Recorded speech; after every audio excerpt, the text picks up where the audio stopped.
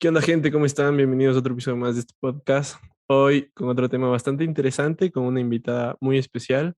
Angie, ¿cómo estás, amiga? ¿Qué tal? ¿Cómo has pasado?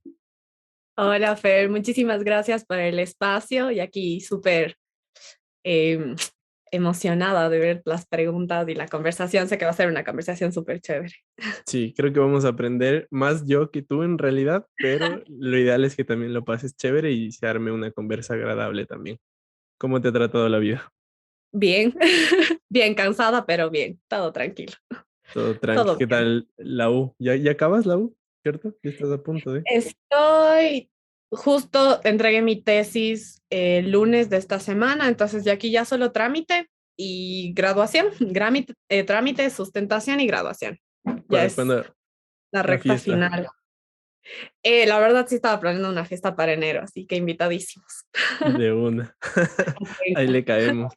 El tema de hoy es un tema que creo ya en los últimos años, 2, 3 años, ha causado bastante revuelo en redes, más que todo por todo el- la controversia, llamémoslo así, no sé si cabe el término, que se hizo a través de ciertas manifestaciones, de ciertas expresiones, tanto artísticas como culturales, sobre todo lo que conlleva entender el feminismo. Yo lo estaba pensando y lo tengo como en mente de llamar a este episodio ¿Cómo entendemos el feminismo? Y creo que tú eres una de las personas cercanas a mí que nos puede dar una explicación general. Entonces quería empezar justamente por esta explicación.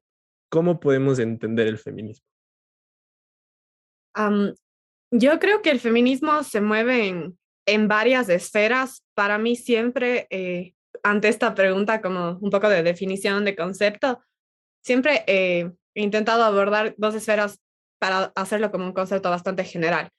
Yo creo que el feminismo se mueve en una esfera como macro y micro o interna, externa o colectiva y personal. Es decir, esta macro o colectiva es principalmente que el feminismo genera a través de una lucha colectiva, genera un impacto hacia afuera, ¿no? Genera un impacto en la sociedad y eso a su vez genera cambios. En este sentido, el feminismo es esa lucha social que busca que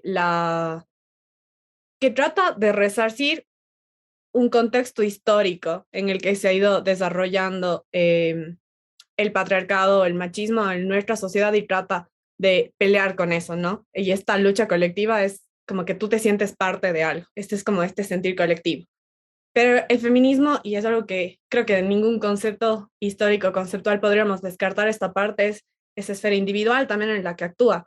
He visto en la lucha de la que he podido ser parte y con muchas mujeres que me han formado también a su vez y que me han permitido ser parte de sus vidas, de sus luchas, de su organización colectiva, que el feminismo actúa en una esfera individual en nosotras las mujeres de una forma que te cambia, o sea, también te toca y modifica la forma en la que tú piensas, en la que sueñas, en la que actúas, en la que te percibes dentro de la sociedad. Entonces, incluso en la forma en la que redefines tus relaciones interpersonales, familiares, etcétera. Entonces, para mí el feminismo siempre lo abarcaría con estas dos esferas.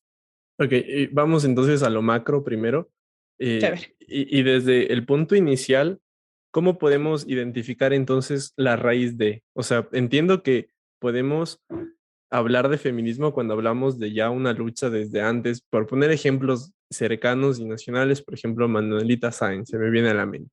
Entendemos como cierta parte de una lucha por respeto a qué es una mujer, a la mujer prácticamente como tal, y obviamente a raíz de eso se deslindan varias aristas más. Pero en sí, el término feminismo y la lucha feminista, más o menos danos una noción de cuándo, desde cuándo podemos comenzar a llamar, porque claro, años atrás, siglos atrás, tristemente la mujer era tratada como un objeto más y de igual manera las personas de un color diferente al blanco, un color negro, sean por raza, tenemos la Segunda Guerra Mundial, el claro ejemplo. Entonces, son diferentes luchas que se han venido desarrollando, pero ninguna ha tenido hasta hoy tanto impacto, a mi modo de ver, como el feminismo, porque a la final, hoy por hoy se siguen dando casos de abuso de derechos, abusos a la integridad como tal. Entonces, ¿dónde parte o dónde nace esta raíz?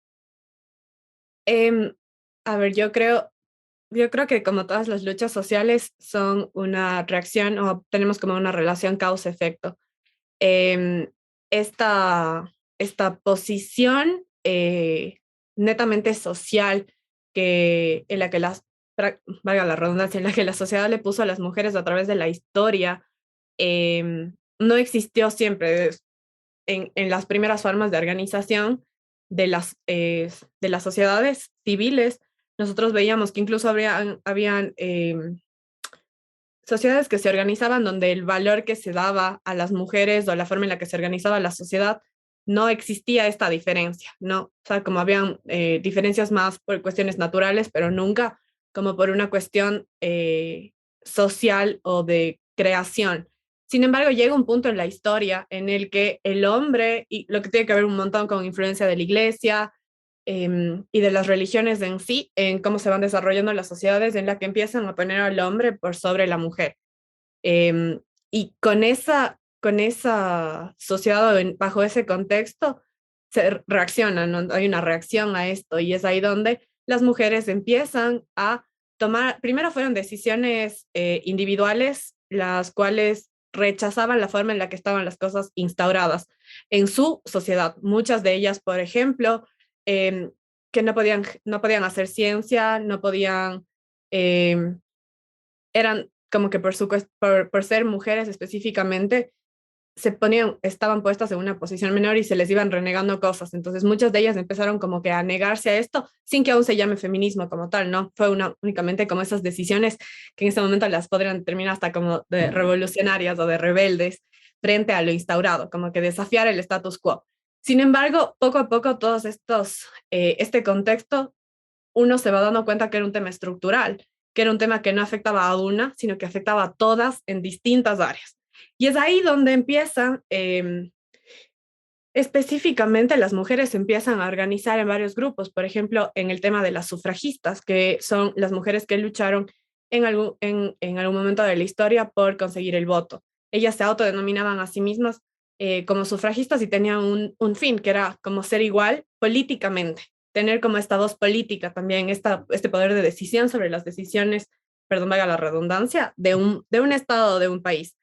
Entonces, ellas se empiezan a organizar, pero el feminismo ha mutado un montón. Las sufragistas, por ejemplo, no tomaban en cuenta las diferencias raciales. Eran mujeres de clase media alta, eh, cuyos esposos formaban parte de los senados o de los congresos, quienes en alianza con ellas empezaron a transmitir también esta voz. Muchos de ellos fueron aliados en ese momento, es la forma de tal vez decirlo, y es como poco a poco se evolucionando y van hasta llegar a tener, ¿no?, este nombre de feminismo y que de la lucha de un nombre reivindicativo, como que se llama feminismo, ¿no? Relacionado con las mujeres, porque nos damos cuenta que es un tema estructural, que no es un tema aislado, que sigue pasando, que pasa y que ha pasado en varias esferas en la que las sociedades nos movemos, entonces, más o menos un poco ahí con el tema de la historia. Entiendo perfecto y me nacen otras dudas. Digamos que se comienza como a identificar como hitos o hechos históricos a lo largo del tiempo como esenciales y hablando un poco más local, otra vez retomando ciertos ejemplos, cuando la mujer accede al voto, cuando la mujer accede a la educación, cuando se dejan de lado el tema un poco más amoroso, por decirlo así, ¿no? Cuando ya no se ve mal que una mujer sí pueda tener un novio o tener relaciones sexuales previo al matrimonio, etcétera, etcétera, cosas que a lo largo del tiempo han ido cambiando. Pero siguiendo entonces esta línea, ¿cómo ha ido evolucionando a la interna ahora el feminismo al hecho de lo que nos vamos enfrentando hoy por hoy? Sin tocar los temas actuales que ya lo conversaremos y lo toparemos más adelante, ¿cómo cómo inició acá en el país eh, esta lucha? Porque no lo quiero llamar fenómeno, muchos llaman como fenómeno, ola, y creo que son términos no apropiados, creo yo, no lo sé. Pero, ¿cómo inicia toda esta reivindicación de las mujeres aquí en el país? Con ejemplos concisos quizá, pero que dados hoy a la realidad, nos pueden abrir los ojos y entender en realidad por lo que se está luchando. Em, Hablando como un breve comentario sobre el tema de ola y de fenómeno, en un concurso que tuvimos en algún momento cuando estudiaba de derechos humanos, yo utilicé el término ola migratoria y específicamente el juez, que era un miembro de Naciones Unidas, me había dicho que realmente es un término que deshumaniza las cosas, porque las convierte como En en objetos. objetos Ajá. prácticamente, entonces sí deshumaniza muchas cosas. Así que está bien que no usemos a veces esos términos, Sí. aunque también se entienden en el contexto. Em, a ver, en esta esfera un poco, no sé si te refieres como a la esfera interna personal o a la esfera más nacional. Nacional. Nacional, perfecto. Em, en Ecuador, yo creo que la forma en la que nuestro país, principalmente desde hace muchos años, fue planteado, era una forma de organización totalmente diferente.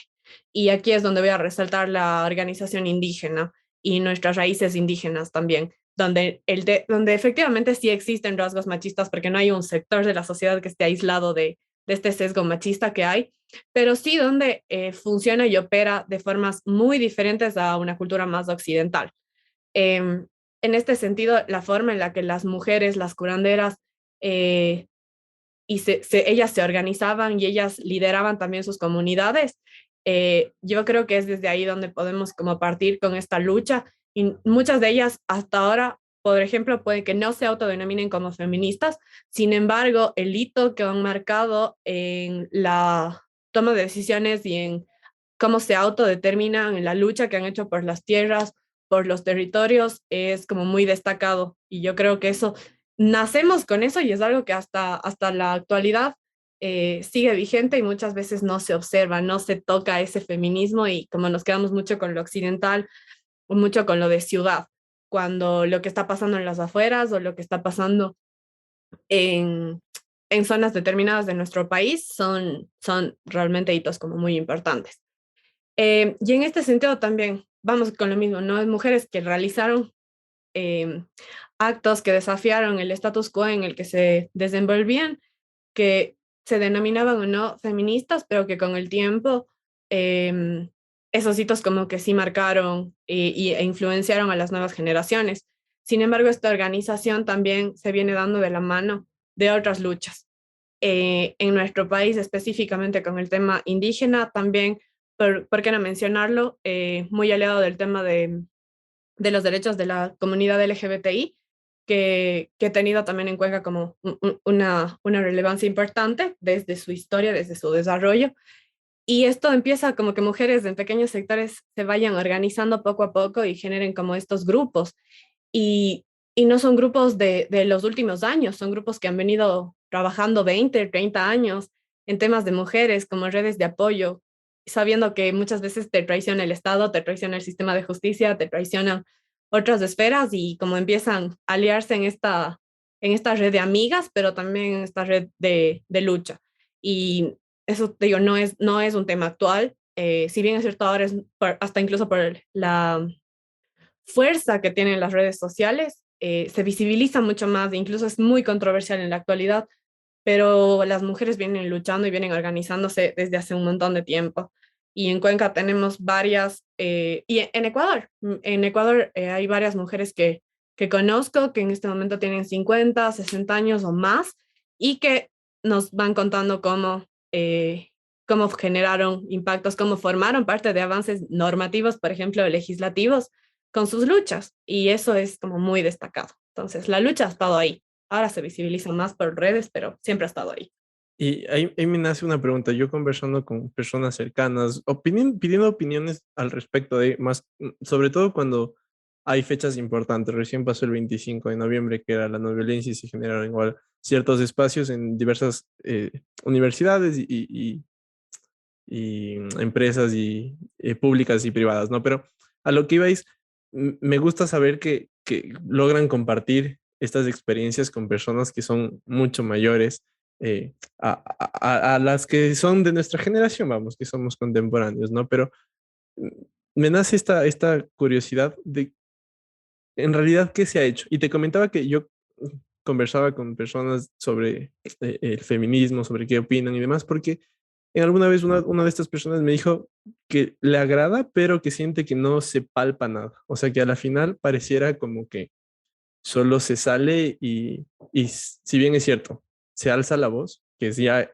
bastante importante, pero no se siente como algo palpable, como te decía. Entonces, con esto que me comentas que has podido conversar, que se han hecho diferentes avances en cuestión normativa y demás, cuéntame un poquito de cómo ha ido evolucionando esto, por decirlo así, aunque creo que va a sonar un poquito feo, estos entregables a la sociedad de todo este movimiento.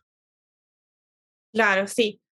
Creo que es un argumento que también lo he escuchado muchas veces y que lamentablemente a las mujeres nos ha tocado explicarlo en muchas circunstancias, como si no existiera un progreso.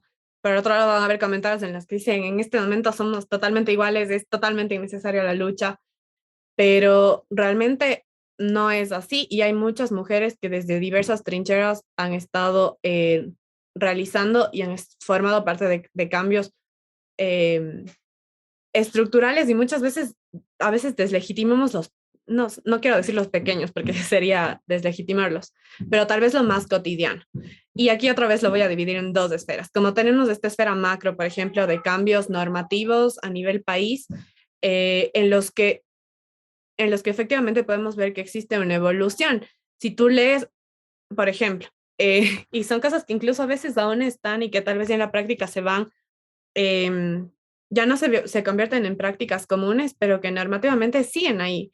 Y tú podías ver que en el Código Civil, por ejemplo, antes era una causal de divorcio, el tema de la infidelidad por parte de la mujer, específicamente. Eh, y eso en temas normativos, pero en temas de la práctica también, de cómo existía una percepción por parte de varias entidades que forman parte de la justicia por mencionarte policía, fiscalía, etcétera, donde muchas veces las mujeres eran revictimizadas o incluso sus denuncias, sus peticiones eran totalmente desechadas porque se creía que el ámbito familiar era un ámbito que no se tocaba y que en el ámbito intrafamiliar, si existía violencia, si existía algún tipo de vulneración de derechos, eso se tenía que quedar ahí. Había como mucho justificación hacia los hombres cuando existían este tipo de casos. Eso ha ido cambiando con el tiempo, aunque lamentablemente no en un 100%, pero que esas cosas que pese a que no estaban legitimadas en una norma, otras que sí, en la práctica cada vez se convierten en cosas que decimos como eso no es posible que pase, que hace ni siquiera son 20 años, tal vez menos, era algo muy, muy común. Y que incluso ahora me atrevería a decir que puede seguir sucediendo, ¿no? Eso a nivel como un poco macro, pero también en las cosas cotidianas. Y cómo uno va influenciando en sus pequeños círculos, por ejemplo, en un tema familia, en tema trabajo, como uno con sus conductas y con lo que rechaza y de las cosas de las que ya no te ríes, de las que ya no eres cómplice, de los silencios que ya no haces, se empiezan a volver también espacios seguros para otras mujeres. En el tema laboral, muchas veces existían varios abusos en sectores laborales en donde absolutamente nadie podía decir nada y ahora esas cosas como que ya hay tal vez una más seguridad, hay más seguridad de las mujeres de poder denunciarlo, de poder decirlo y de poder hablarlo en un tema familiar también, varias de mis amigas de la generación a la que pertenezco, por ejemplo, uno ya no piensa en tener una relación, como uno ya replantea muchos de estos micromachismos en las relaciones, como uno dice, como aquí no me meto, como que aquí este tema de celos, por ejemplo, ya no es natural, esto no está bien, esta cosa ya no la romantizo en las formas en las que me relaciono con la gente, y eso a su vez también está generando que generaciones más pequeñas crezcan con otro concepto de igualdad que es mucho más sano. Y, y son, o sea, los cambios realmente son innumerables. Hay un montón de cosas que están cambiando y que es también para bien. Entonces, efectivamente hay un progreso y efectivamente hay varios actos que les tenemos que agradecer a las mujeres que han estado antes que nosotros, que nos dejan también ya, primero con una lucha instaurada, ya casi organizada, únicamente para continuar. Pero son muchas de ellas las que tuvieron que sacrificar vidas, las que tuvieron que sacrificar la forma en la que su familia les percibía, la forma de trabajos, etcétera, porque pertenecer a una lucha así también implica un montón de sacrificio. Entonces, parece fácil, pero no, no lo Qué, es. quiero hacer un paréntesis en esta línea del tiempo porque me nace otra curiosidad. ¿Y cómo ha sido tú hablas de un progreso bastante notorio? Y claro, la pregunta puede sonar muy ambigua, la que te hice anteriormente, porque si no fuera así, seguramente no pudiéramos estar generando este tipo de conversas. Y seguramente todo lo que se ha venido realizando a través de marchas, a través de eventos, a través de expresión, tampoco se podría dar. Entonces, este paréntesis te digo, ¿cómo ha evolucionado el movimiento? Ya no en sí los logros ni la trascendencia de, como tú hablabas, las mujeres que, te, que están ahora, por decirlo así, en una edad adulta en las que ya no se meten muy de lleno, pero que ya dejaron, como tú lo dices, un legado, sino más bien la evolución del movimiento como tal. Es decir, antes, como tú lo acotas, al final eh, está más organizado. Entiendo que antes, por todas las complicaciones generales, pues era bastante complicado el tener un orden o una organización estable, ¿no? Entonces, ¿cómo ha ido evolucionando también a la interna de todos los grupos de mujeres, de todos los grupos que salen a manifestar y a alzar la voz? ¿Cómo ha sido esta evolución acorde a estos tiempos que han venido pasando? Yo creo que la organización feminista no es una, creo que es heterogénea, no es una organización homogénea por la misma razón de que hay diversidad de mujeres. Hay diversidad de mujeres que vienen de diferentes espacios y que enfrentan diferentes luchas y eso es importante reconocerlo porque al hacerlo nos permitimos también no invisibilizar algunos espacios y también tener posicionamiento sobre las cosas en las que podemos hablar y en las que a veces no nos toca a nosotros y nos corresponde dar voz a otras. En este sentido, hay varias aristas en las que las mujeres se han desenvuelto y en las que se han organizado, muchas de ellas, por ejemplo, con la lucha del aborto, muchas de ellas con lucha de derechos de diversidades, mujeres trans, tenemos mujeres que están luchando por el tema laboral, mujeres que están luchando por el territorio, por el agua, que provienen de diferentes aristas y que obviamente hay pactos comunes, ¿no? Es el tema de la igualdad, el tema de desafiar la estructura que sí ya existe, erradicar la violencia, pero que sí hay varias aristas también. Entonces, cuando en estos espacios uno sí aprende a identificar pretendemos todo el tiempo tratar de no invisibilizar espacios y no asumir voces que no nos tocan. Eso es importante y es algo que viene evolucionando con, con otras áreas del feminismo. Como te decía antes, cuando mencionaba la historia, podemos ver como en los orígenes a las sufragistas que te mencionaba eran mujeres de clase media alta o alta, blancas, quienes tenían de sí algún tipo de poder y quienes buscaban una lucha de, de poder por obtener derechos políticos, lo cual es completamente válido y era necesario en ese momento. Sin embargo, un punto clave en el desarrollo del feminismo es también cuando surge el feminismo negro, que nos viene a hablar sobre que el feminismo necesita a su vez luchar por una igualdad racial, porque existía y existe hasta el momento un tema de discriminación muy fuerte. Y es ahí donde decimos el feminismo tiene que ser interseccional. No puede ser, no puede tratar de abordar solo ciertos problemas, sino tratar de abordar e entender que las mujeres somos diversas, que hay mujeres que pertenecen a diferentes espacios y que necesitamos tratar de abordar todo con este enfoque interseccional. Entonces yo creo que en la actualidad tenemos diferentes frentes y que son totalmente válidos. Y es por eso que no hay una cara del feminismo y no hay una mujer a la que podemos decir, ella es la que dice específicamente que es el feminismo, sino tenemos voces feministas válidas y eso es hermoso que no haya ese protagonismo de una, sino es que hayan todos estos frentes en donde digo, estas mujeres están luchando por el tema de territorios, estas mujeres están luchando por el tema del aborto, estas mujeres lo están haciendo desde la asamblea, estas mujeres lo están haciendo desde la calle, estas otras mujeres lo están haciendo desde sus hogares, lo están haciendo desde con su maternidad, lo están haciendo desde diferentes trincheras y eso es creo que lo hermoso también del feminismo.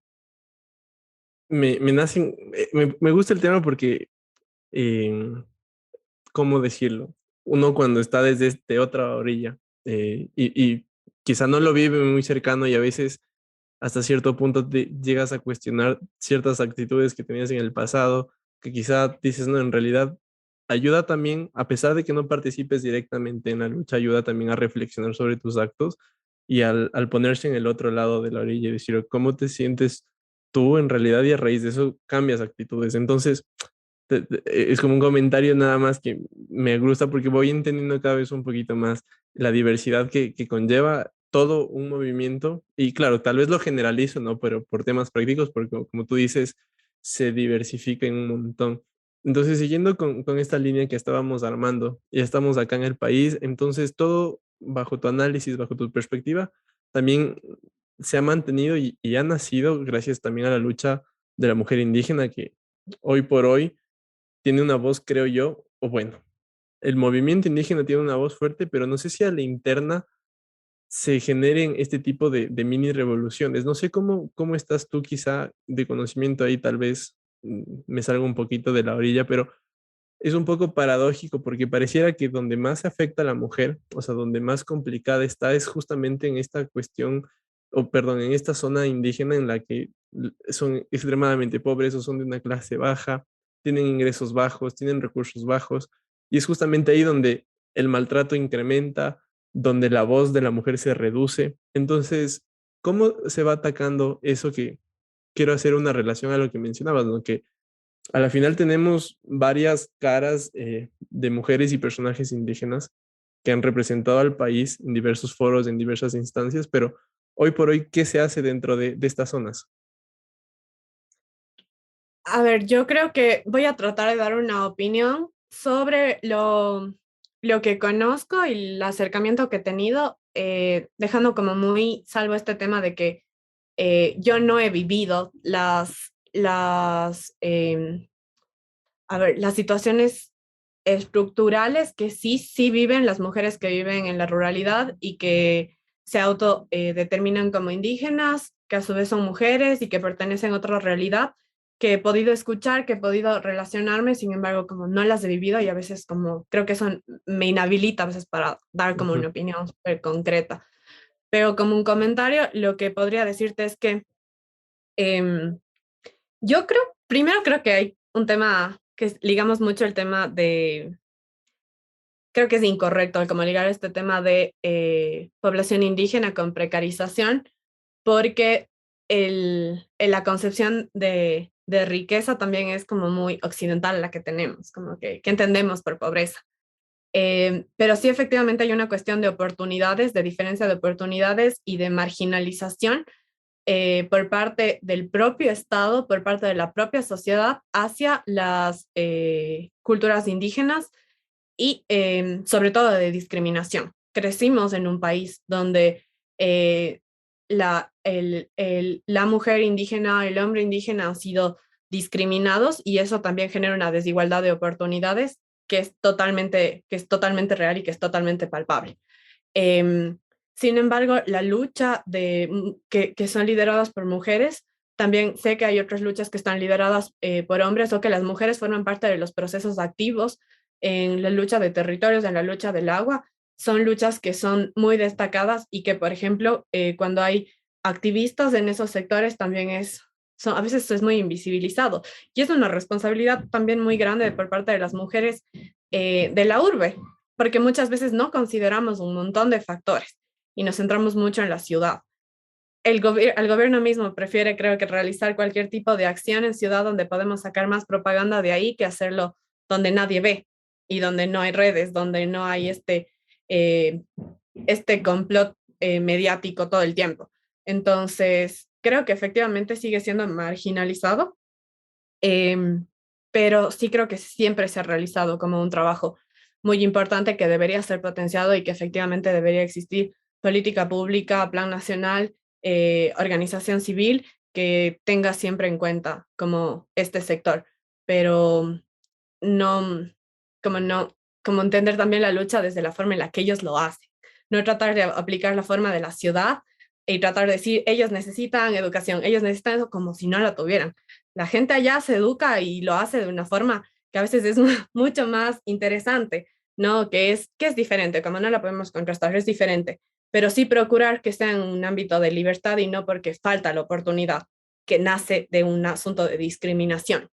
cuando nace efectivamente de una desigualdad de oportunidades por su condición, es ahí donde estamos mal y sabemos que eso sigue pasando.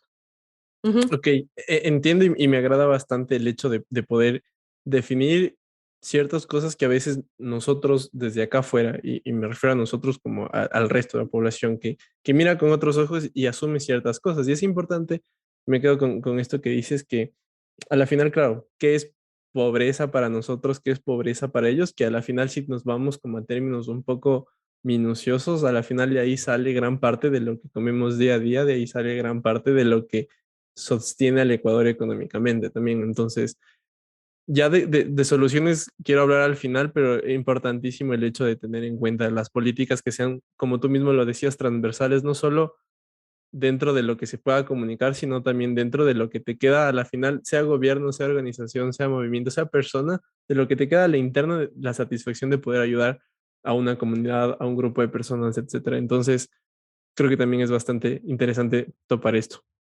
Sí, y como un comentario, creo que para eso es necesario como escuchar, no es necesario como tomar decisiones que creemos nosotros desde una realidad totalmente diferente, qué es lo que necesitan, sino es escuchar y saber específicamente qué es lo que necesitan desde su realidad y construir con ellos y con ellas la política pública. O sea, ese es creo que el problema de siempre, que se trata desde los burós de tratar de crear políticas eh, que responden a otras necesidades, que no son las que efectivamente, que no terminan siendo eficientes prácticamente. Eso. Sí, tal cual. Y eso se puede aplicar también no solo a tema de derechos, no solo al tema político, sino en la vida en general, el asumir que tú tienes la necesidad y que yo tengo la solución a lo que estoy asumiendo de ti, aunque sea un poco enredo, es una completa locura, porque a la final yo nunca sabré tu verdadera necesidad y no podré darte una solución a menos de que te escuche. Entonces, creo que es bastante aplicable no solo para, para tema de política, sino a nivel general, y hay varios ejemplos en la palestra.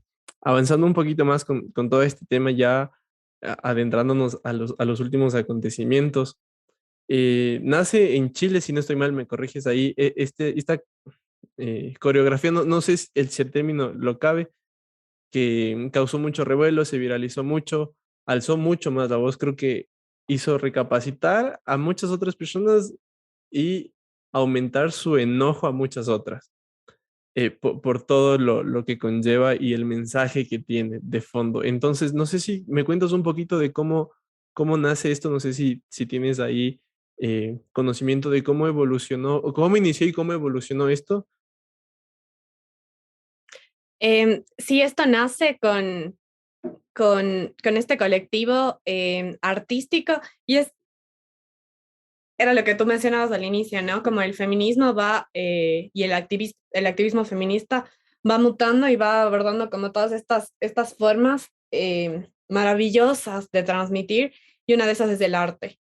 Y el arte como forma de lucha, como forma de activismo, es algo que se ha hecho muy cotidiano, porque es una forma en la que las mujeres también logran expresar y logramos expresar una lucha.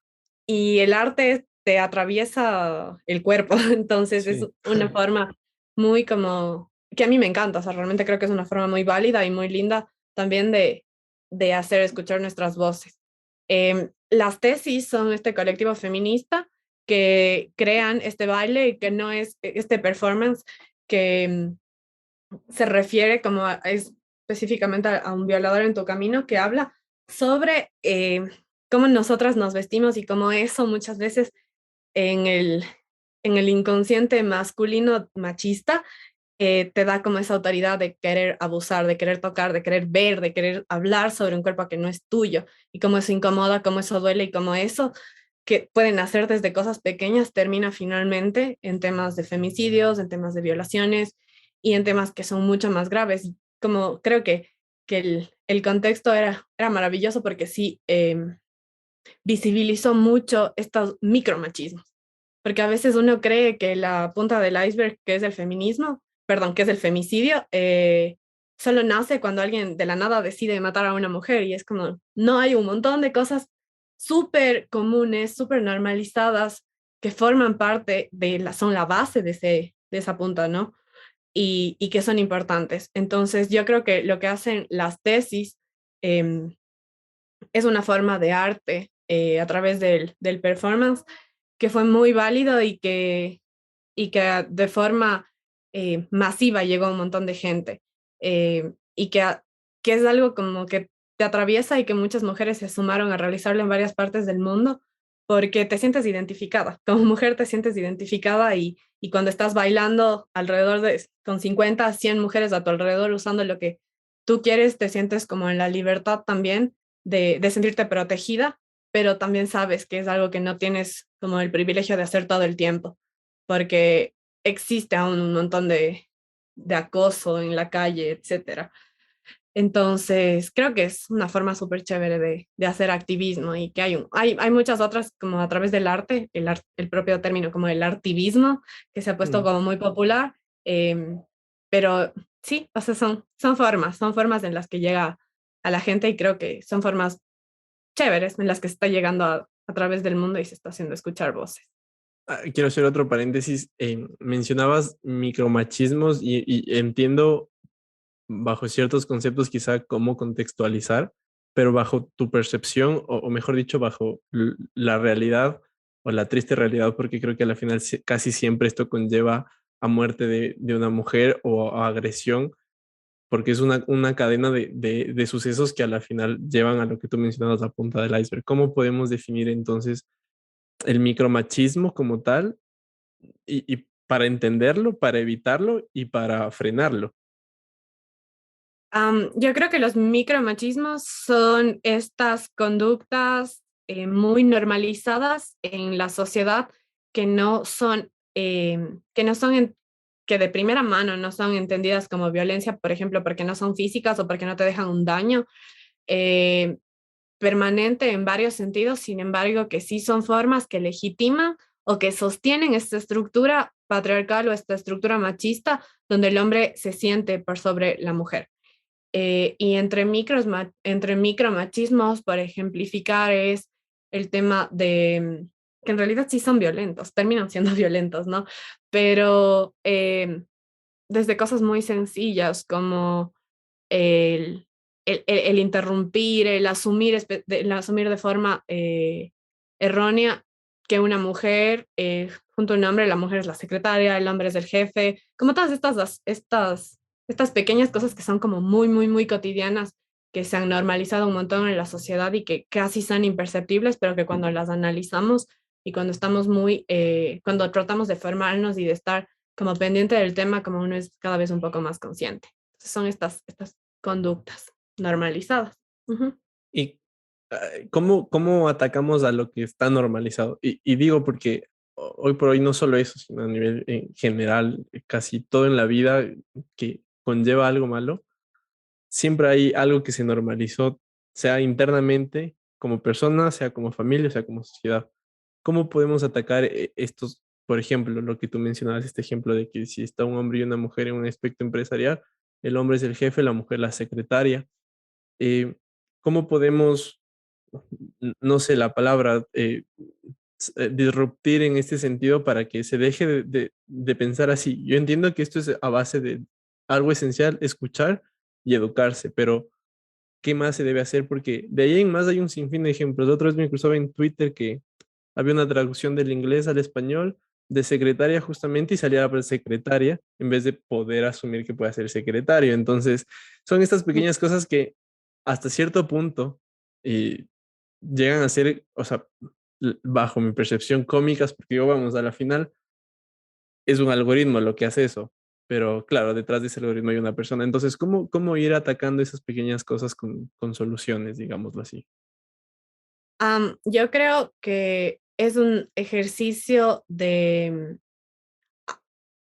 una autocrítica y de autocuestionarse todo el tiempo, de autocuestionarse porque, y creo que no es un trabajo que le toca solo a las mujeres, creo que como sociedad, como miembros todos de una sociedad, porque la sociedad es machista.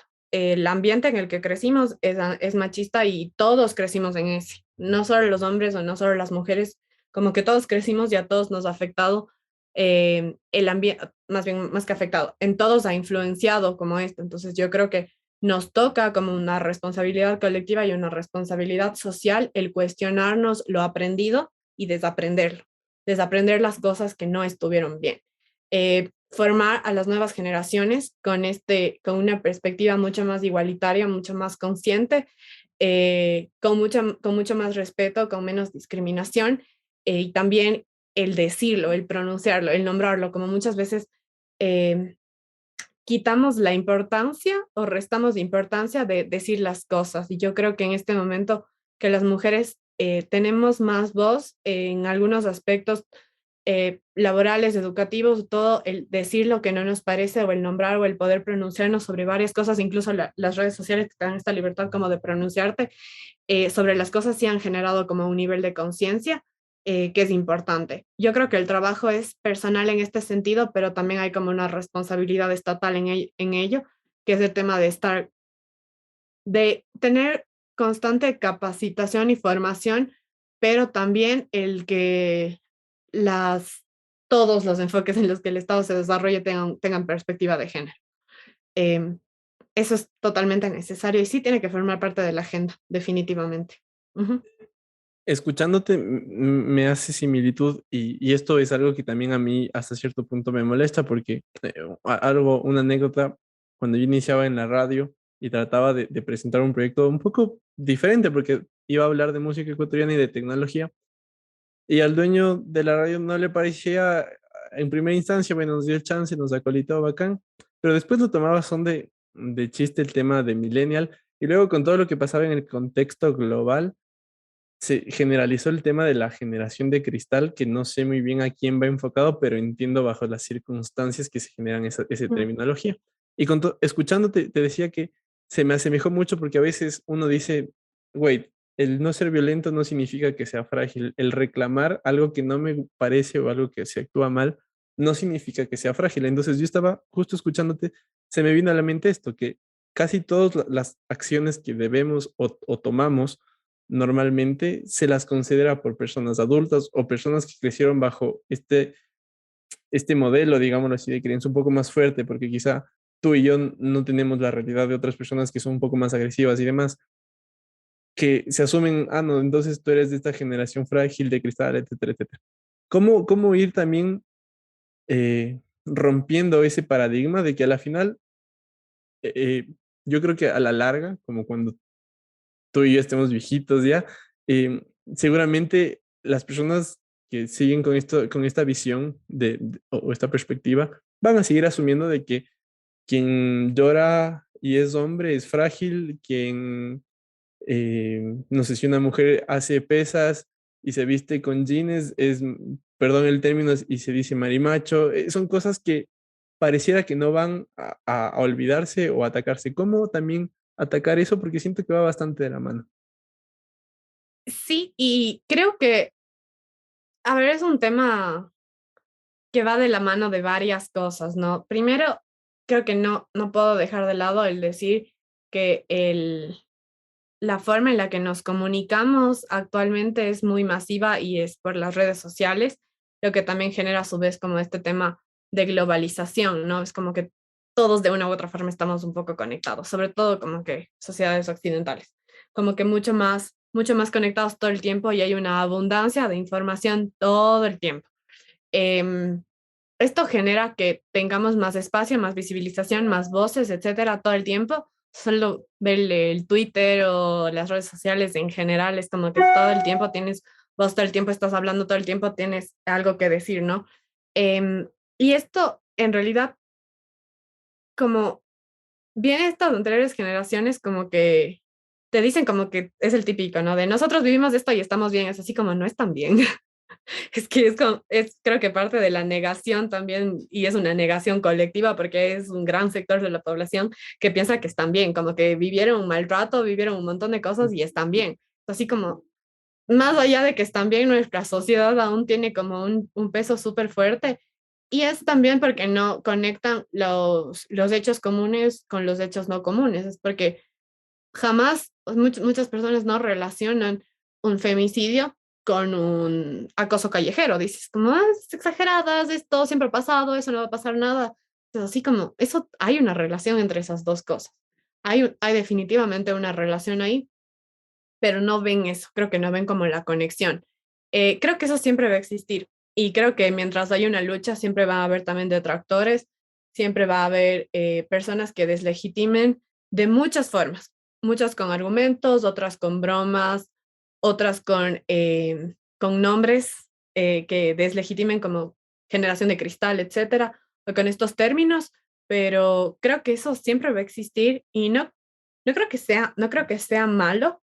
Em, creo que es, creo que va a estar ahí, creo que no hay una forma de eliminarlo, pero creo que siempre, poco a poco vamos como, y sí veo un cambio como muy diferente en las nuevas generaciones, como que ya de tener esta voz de poder pronunciarte y de no solo asumir cómo son las cosas. Y eso creo que es muy importante, sobre todo en los niños mucho más pequeños, creo que sí están creciendo de una forma muy diferente y sé que en algún momento varias cosas por las que ahora luchamos no van a ser necesarias. Van a venir nuevas luchas, pero cosas por las que ahorita estamos luchando, en algún punto espero, no sean necesarias. Ujú. Sí, y recién justamente con esto, para terminar este paréntesis grandote que armamos, se viralizó en Twitter un comentario, creo que un periodista que había llevado a sus hijos pequeños a ver una película y en una escena, perdón, se besan dos personajes hombres y el niño le pregunta que por qué se besan y el padre les dice que mejor los sacó de la película y que para la próxima va a respetar la edad, ni sé qué. Y se viralizó la respuesta que de otro hombre que le dice, les hubieran dicho que se besaron porque se amaban. Así de fácil. Entonces creo que eh, esto equivale también a lo que venimos rescatando de toda esta charla, que es el no asumir tampoco cosas sin como el escuchar o sin el saber o sin y profundizar un poquito, porque a la final, para él, y bajo la actitud, entiendo yo, tal vez le parece mal porque se besan dos hombres y bajo su formación, bajo su ética y demás está mal, pero quizá a la larga los hijos van a darse cuenta que no está mal y quizás se genere este problema. Entonces creo que también es bastante importante todo lo que venimos hablando de comunicar, de escuchar y demás, replicarlo en el círculo interno para no caer justamente en eso y que los niños entiendan que a la final esto no es una enfermedad como se pensaba antes, no es un sentido de burla, o sea, que se va diversificando también todo y entre ello, entre este todo grande está también el amor. Entonces, sí es como que va, como tú dices, de la mano de varias cosas y de varios factores. Em, Llegando ya a la actualidad, y quería topar algo que me gustaría conocer tu opinión en lo personal, que es a raíz del dictamen de la Corte con respecto al aborto, se generó un montón de polémica, un montón de cosas, y aquí también es interesante porque no solo va un tema de derechos, no solo va un tema político, no, sino también un tema científico y un tema que lo puedes relacionar con un montón de cosas más. Pero en general se dice que el otro lado, digamos, de la orilla dice que se está matando a una vida, se está dejando una vida al practicar el aborto, pero tampoco entienden, o al menos eso creo yo, que no entienden el motivo de. Entonces, ¿cómo identificamos, o mejor dicho, cómo analizamos estos puntos de vista bajo tu perspectiva? El debate del aborto ha sido conflictivo y polémico desde siempre, desde siempre, pero creo que sí es necesario que se hable sobre esto, pero también era necesario que en el país pase, porque las cifras en nuestro estado son totalmente alarmantes. Y mucha gente o sea, uno de los argumentos con los que más me he topado es como que esa no es la solución. Y efectivamente, como ninguna mujer quiere abortar, ninguna mujer quiere enfrentar como ese proceso, eh, que es un proceso conflictivo más por la connotación social que le da a por el tema prácticos, por el tema de clínicas clandestinas, por el tema de la connotación social que se le da a una mujer que ha abortado, es conflictivo para una mujer. Sin embargo, en ese sentido, yo creo, y que no es más allá de ser pro aborto, de ser pro decisión, es que si hay mujeres que bajo su concepción religiosa, espiritual, de vida, de ética, de moral, etcétera, deciden no hacerlo, es como está en total libertad de no hacerlo, pero como imponer una forma de vida. eh, las mujeres creyentes, por ejemplo, y las mujeres tienen un sistema de creencia en el que bajo tu concepción esto no está bien, pero es un sistema de creencias que te ha tomado años crear, que no le puedes imponer y que no puede ser una política pública para el resto de mujeres que tal vez no lo comparten. Eso es totalmente injusto. Muchas veces creemos, y creo que en realidad es un tema muy selectivo por parte de las personas que no lo, que no están de acuerdo con ello. Y yo la verdad he tratado un montón de veces de tener debates fructíferos, de poder conversar con gente y tratar de entender muchas veces la opinión, pero realmente no lo he logrado. No logro entender como el argumento de por qué deberían las mujeres, más allá de si lo hacen o no, como por qué si lo haces vas a la cárcel. Como no es un delito, o sea, no es un delito. Entiendo toda la connotación que hay y creo que es suficiente la connotación social con la que nos tocará, con la que les toca vivir a las mujeres que se han practicado un aborto cuando lo hacen público, cuando lo dicen o incluso cuando no a nivel personal por la connotación social, como para que a más de ello seas criminalizada. Y desde el derecho penal, por ejemplo, es una práctica que no es eficiente. Es una práctica. Las mujeres que abortan no van a la cárcel. Las mujeres pobres que abortan en clínicas clandestinas cuando se están muriendo y llegan a un centro médico a pedir auxilio son las que van a la cárcel. Pero el aborto es una práctica común que se da todos los días y las mujeres no van a la cárcel por ello. Y cuando una norma deja de ser eficiente y deja de ser aplicable y no existe una razón para que exista, esa norma no debe seguir en un código, no debe seguir vigente porque no hay un sentido de que siga existiendo esa norma. Como que existe una norma que diga en base al fundamento bíblico que no puedes tener relaciones sexuales antes del matrimonio. Es como, va a ser una práctica que va a pasar todos los días y que de seguro solo las mujeres que, no sé, que sea al menos que sea algo público o al menos que alguien lo diga, son las que van a ir a la cárcel, pero no van a ser todas, es algo que está pasando todo el tiempo, por ende no puede ser penalizado. Entonces, y ahí también va un tema, ¿quién sufre de esa política pública?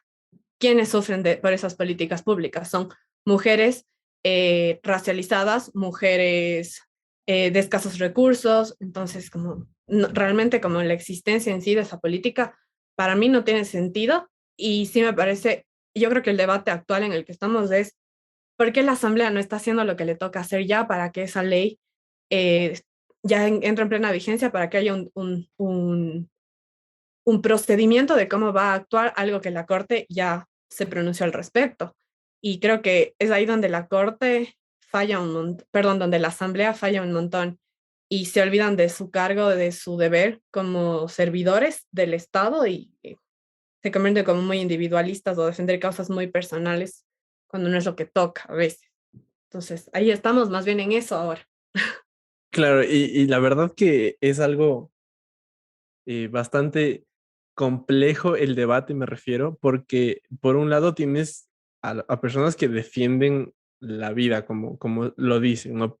Asumiendo que el otro lado por poco y son asesinos, pero como tú lo dices, es más una connotación de que si tú eres una persona que tiene bajos recursos y va a practicarse el aborto en una de estas clínicas, tristemente, o si no se muere por mala praxis, lo hace y termina preso, o el doctor, o la mujer, o ambos. Entonces es que es una cosa que en realidad al debate como tal muchas veces no se entiende. Y después, como que el otro pedazo del pastel, por decirlo así, es también la educación, que a la final, Totalmente. siguiendo el ejemplo de, porque creo que, o sea, tristemente, y no quiero dar una connotación negativa, ¿no? Pero tristemente, en esta realidad, las personas que están con menos acceso a educación de calidad o a educación en general, las que están más alejadas de los recursos, son quienes sufren más abusos y quienes se instruyen menos en estos temas. Entonces, si el plan educativo se me ocurre y contemplar ciertas maneras de actuar al respecto, seguramente baja. Y acá me nace la duda porque como movimiento, y generalizo, como te decía, para fines un poco prácticos, como Cuenta. movimiento se tienen iniciativas al respecto porque dentro de estas conversas que te mencioné anteriormente, también hacían la acotación de que, bueno, o sea, ¿por qué no se organizan? ¿Por qué no van a una escuela o van a un sector o a un barrio, comunidad, etcétera? Y comienzan poco a poco también a aportar ese granito de arena. A nivel general, ¿cómo se puede atacar también el tema educativo, hablando de educación sexual?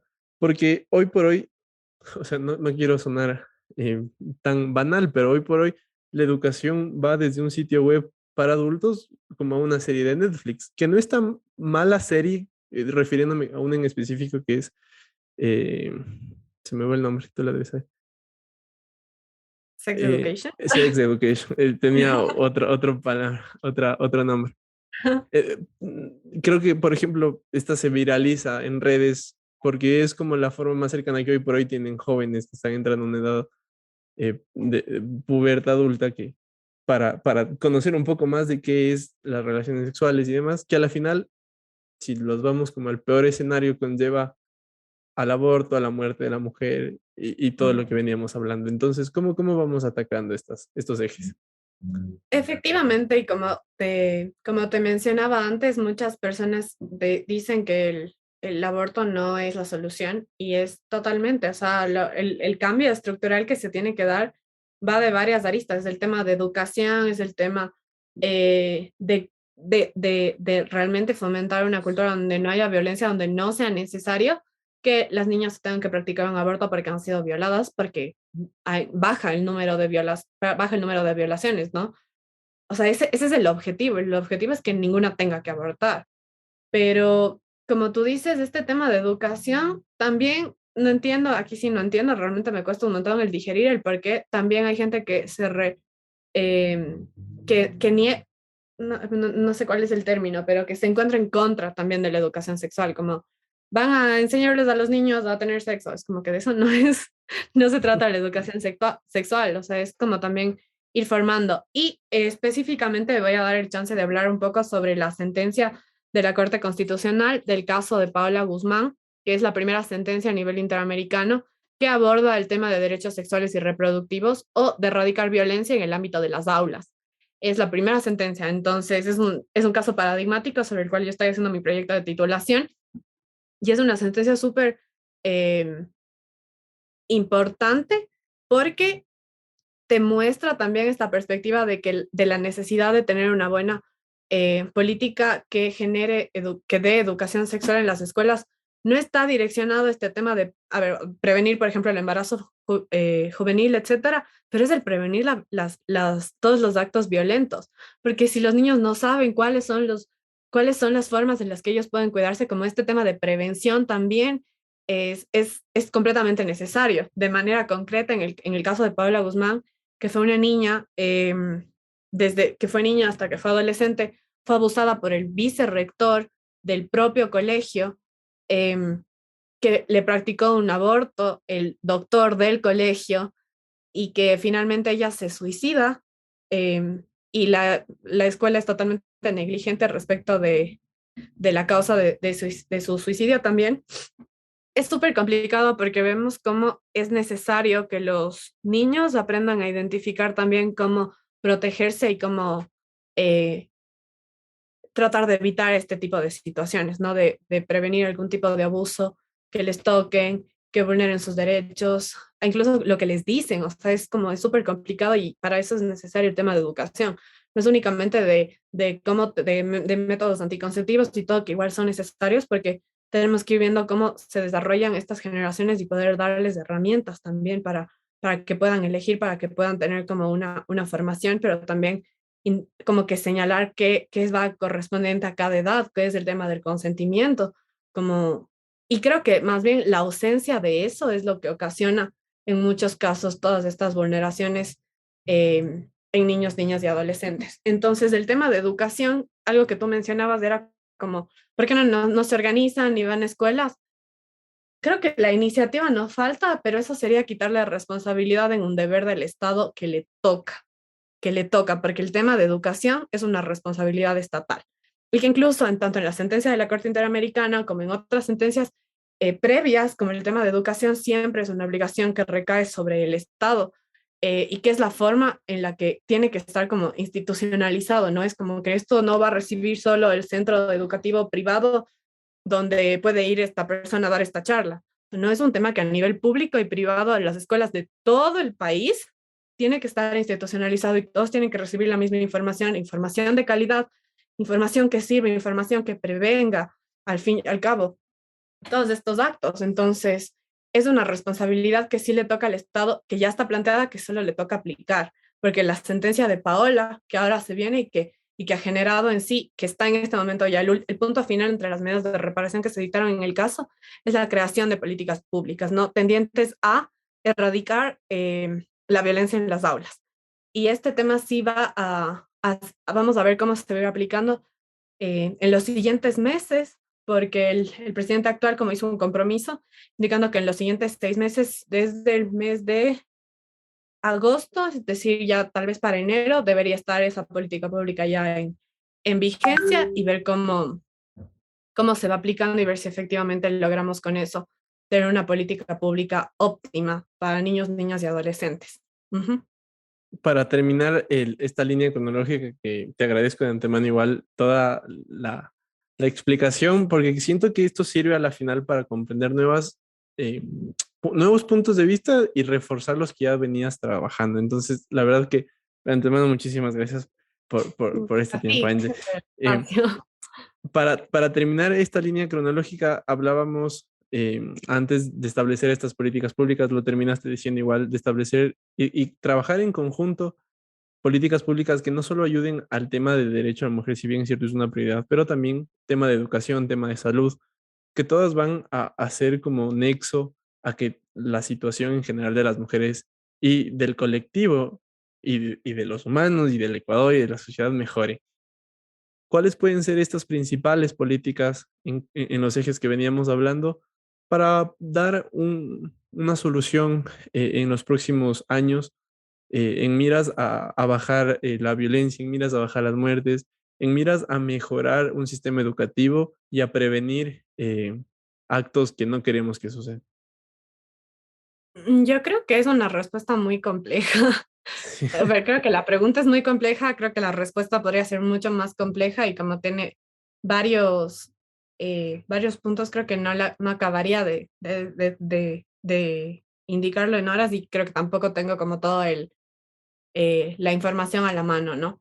Pero yo creo que uno de los primeros pasos es el levantamiento de información para cualquier cosa que se vaya a hacer, como la estadística es clave. Y otro de los puntos que también, por ejemplo, abordan esta sentencia es la ausencia de datos cualitativos.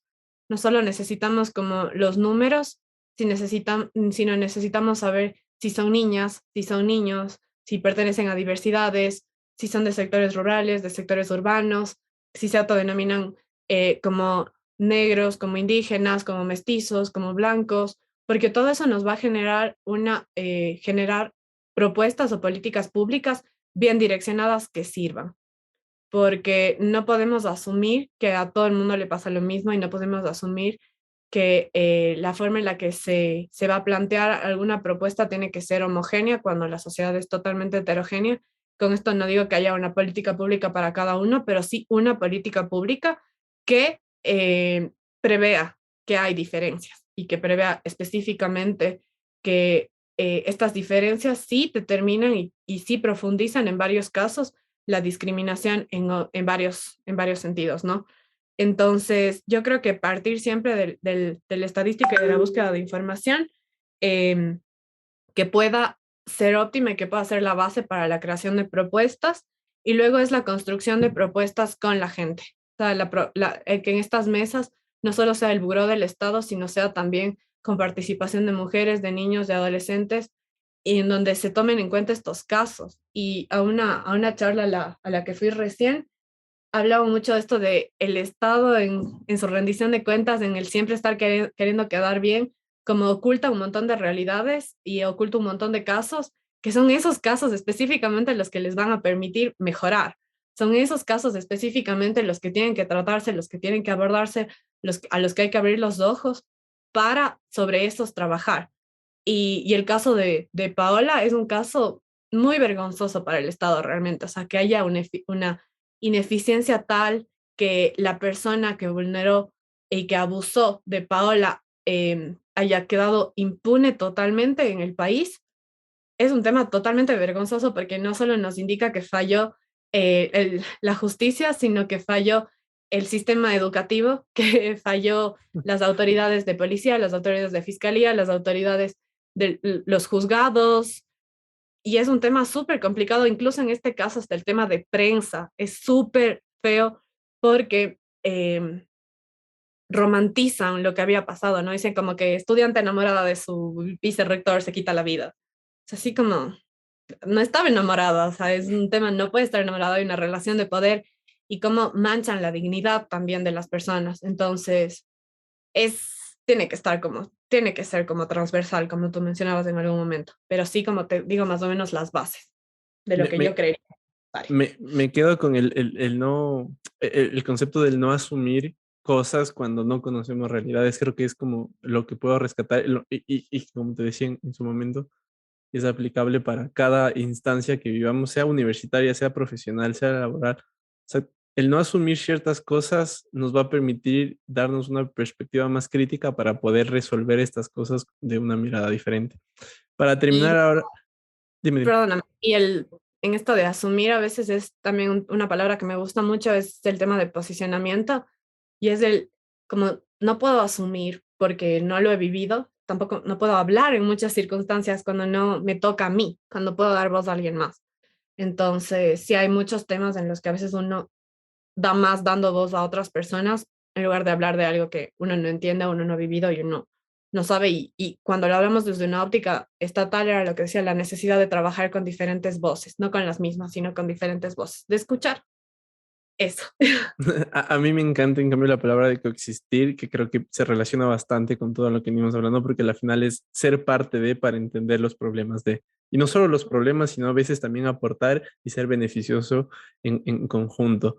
Creo que es bastante interesante. Para terminar y no quitarte más tiempo de tu agenda, quería No, solo terminar con palabras tuyas, porque me venía preguntando en todo este tiempo, ¿cómo nosotros, me refiero a nosotros como hombres, podemos aportar, a más de lo que creo que es bastante lógico, cómo podemos aportar a que todo esto que venimos hablando, toda esta problemática se vaya reduciendo? Porque creo que a la final de los principales actores en todo lo negativo que venimos hablando somos nosotros. Entonces, ¿cómo podemos ser parte? Por ahí leí en Twitter también de que a veces ser parte de estos movimientos es como contradecirse si es que eres hombre por diversas causas, diversas situaciones, pero yo creo que quizás hasta cierto punto como hombre sí puedes ser parte de y apoyar, pero quisiera escucharlo bajo tu perspectiva igual. ¿Cómo alivianar y cómo ser parte de la solución más que del problema? yo creo que mencioné hace unos minutos que todos vivimos en una sociedad machista y todos vivimos en una sociedad patriarcal. Hombres y mujeres tenemos sesgos que nos hacen o tenemos conductas porque crecimos en este ambiente en el que hombres y mujeres somos en muchas ocasiones quienes perpetúan comentarios, actitudes, conductas machistas. Entonces creo que es partir de eso. em, primero a partir de eso. Segundo, creo que los hombres, creo que las mujeres hemos asumido como que todo este rol de educarnos, de aprender sobre feminismos y todo. Y yo creo que los hombres en muchas ocasiones, a mí me ha tocado, he sentido en mi experiencia personal, que es como que explícanos en lugar de yo también tengo acceso a Internet, puedo entrar, puedo buscar, puedo entender la información y no siempre como esperar que una mujer te explique toda la información como si fuera nuestra responsabilidad, ¿no? Creo que es el no asumir primero que las mujeres tienen la obligación de educar o de explicar siempre estos temas como nosotras también nos hemos formado, no hay una escuela, no tenemos una materia, no hay algo como que nosotros nos llegan y nos dicen, ¿no? Es como que uno también busca, uno da de su tiempo, uno da de sus responsabilidades para formarse en esto, eh, porque te afecta y porque le afecta a las siguientes generaciones y porque le afecta a tu círculo y porque le afecta a tus amigas y porque es algo en lo que sientes que es una responsabilidad social y colectiva y creo que los hombres debería pasarles lo mismo. Muchas veces hombres me han dicho así como, pero no hay estos espacios y todo es así como, creen los espacios, así como para nosotras tampoco es que siempre han existido los espacios, incluso como que hay muchas veces en las que hay grupos, ¿no? Entonces como que uno le toca realmente como involucrarse y es un trabajo que no es, tampoco no es fácil, obviamente, como ya hay eso decía, hay mujeres que ya han venido como que trabajando con estos y que nos transmiten conocimiento, lo cual es muy valioso, pero creo que la responsabilidad de formarse está en absolutamente todos. A su vez, la responsabilidad de cuestionarnos lo planteado, y creo que de que los hombres también, eh, y creo que es algo que no gusta, ¿no? El de saber que sí tienes privilegios, saber que sí tienes preferencias en muchas circunstancias y que eso está chévere, porque a todo el mundo le gusta tener un trato mejor y creo que renunciar a eso es súper complicado.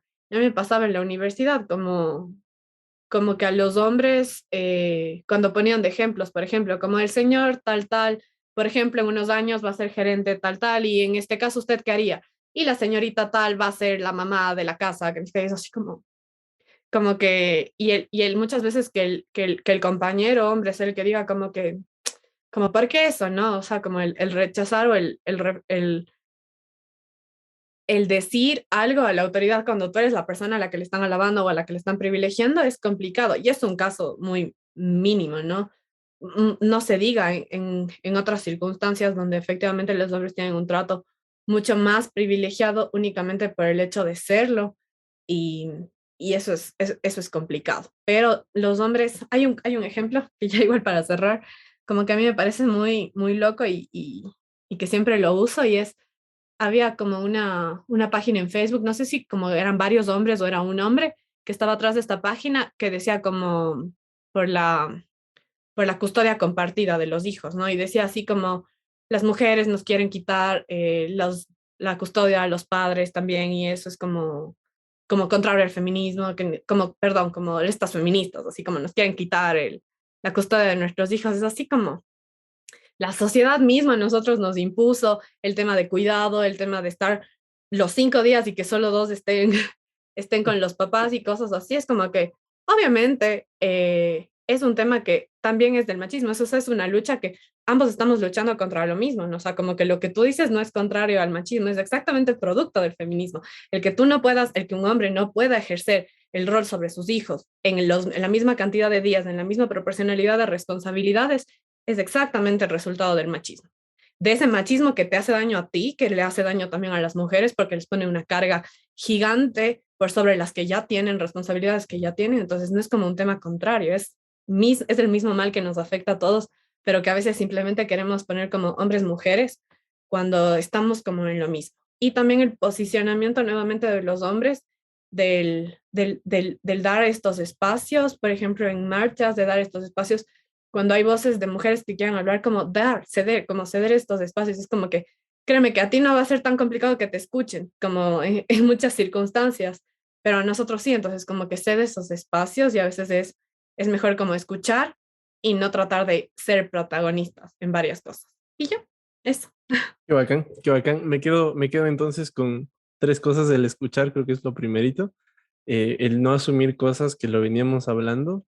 Y lo último que me agradó bastante es también tener iniciativa y educarse, que a la final, no solo para esto, sino para la vida, va a ser bastante útil. Angie, te agradezco por tu tiempo, te agradezco por haberle caído y ya estamos hablando para ver si en algún momento se hace otra ronda. Chéverísimo, muchísimas gracias por el espacio y que chévere que estés como teniendo la iniciativa también de crear estos espacios y de llegar a más gente y espero que esto siga llegando a más gente, que crezca un montón y que bacán por ti. Gracias a ti Muy- por invitar. Estamos hablando, muchas gracias a toda la gente que estuvo hasta acá, nos vemos la otra semana. Bye.